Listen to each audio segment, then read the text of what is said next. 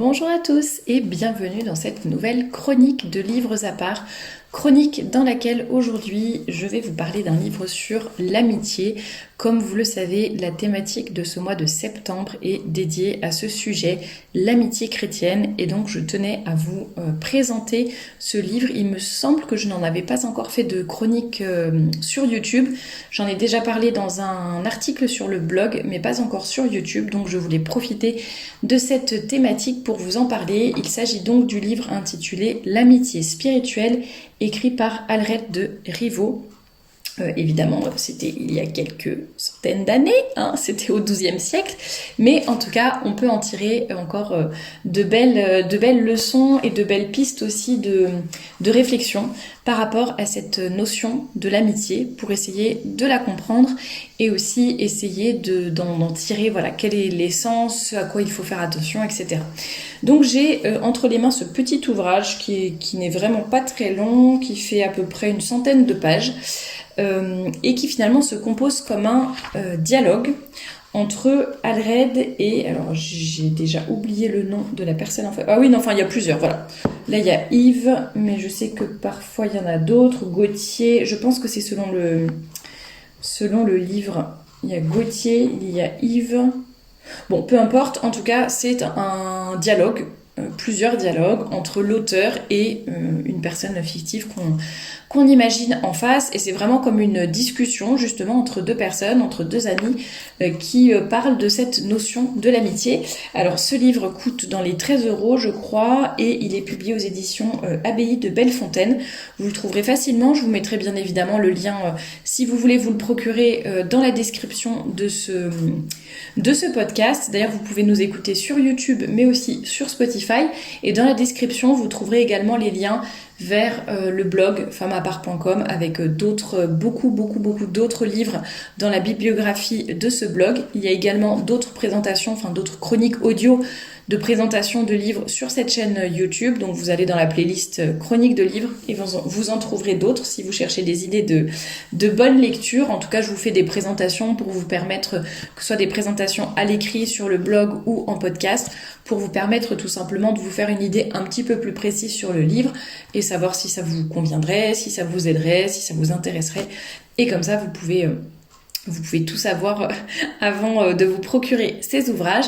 Et dans la description, vous trouverez également les liens vers les différents réseaux sociaux de Femmes à part et également la boutique shop.femmeapart.com sur laquelle vous trouverez des robes, des jupes, des mantilles, des boléros et plein d'autres choses. Donc n'hésitez pas à aller jeter un coup d'œil.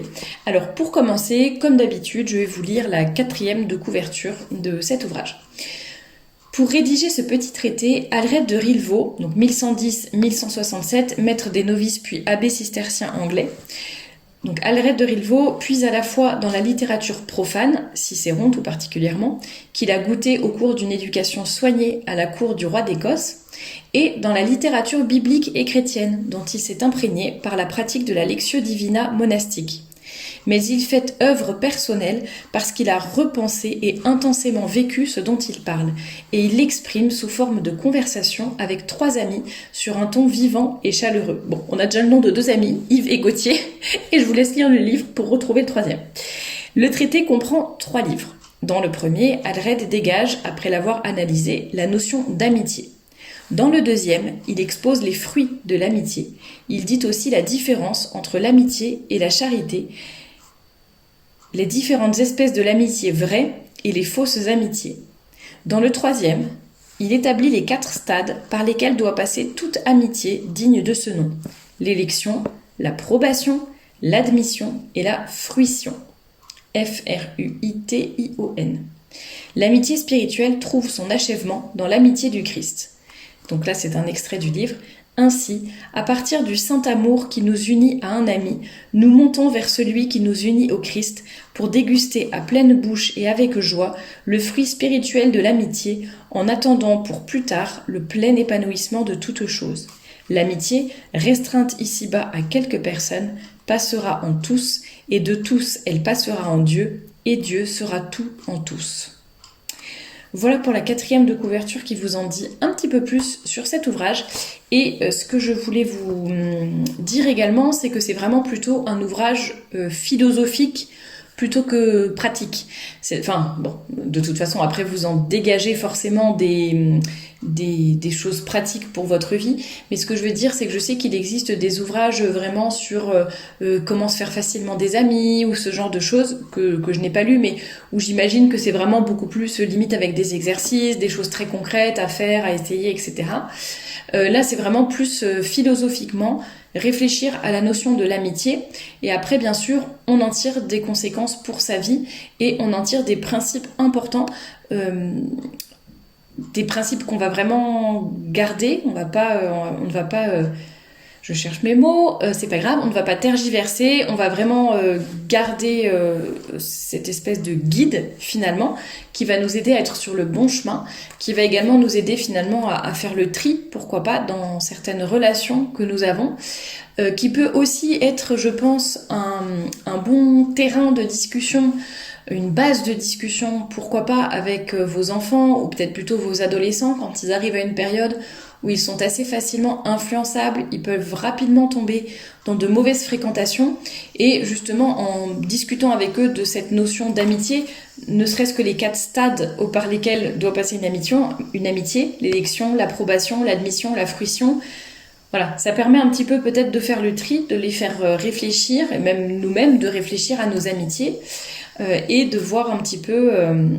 de ne pas tomber dans certains travers ou dans certaines mauvaises influences et savoir sur qui on peut vraiment compter finalement dans notre vie. Alors ça n'est pas pour autant que c'est mauvais d'avoir seulement des connaissances, des relations, des personnes avec qui on s'entend bien mais qu'on ne va pas forcément traiter d'amis, qui seront plutôt des copains, des copines, des personnes avec qui c'est très sympa de passer du temps mais en fait qui ne vont pas être de vrais amis parce qu'on n'a pas énormément de choses en commun avec eux. Ou alors voilà, c'est plus des personnes avec qui c'est sympathique de passer du temps, mais c'est pas forcément des personnes qui vont nous élever. Et bon, après on en reparlera. Je vous invite vraiment à écouter les différents podcasts, à lire les différents articles aussi qui seront publiés sur le blog et sur la chaîne YouTube pendant ce mois de septembre, parce que justement on va essayer de répondre à toutes ces interrogations. Est-ce qu'on peut être ami avec des personnes qui ne sont pas catholiques? Est-ce que l'on peut on peut être ami avec n'importe qui? Pourquoi c'est important d'avoir des amis, etc. Enfin, on va un petit peu essayer de répondre à toutes ces questions.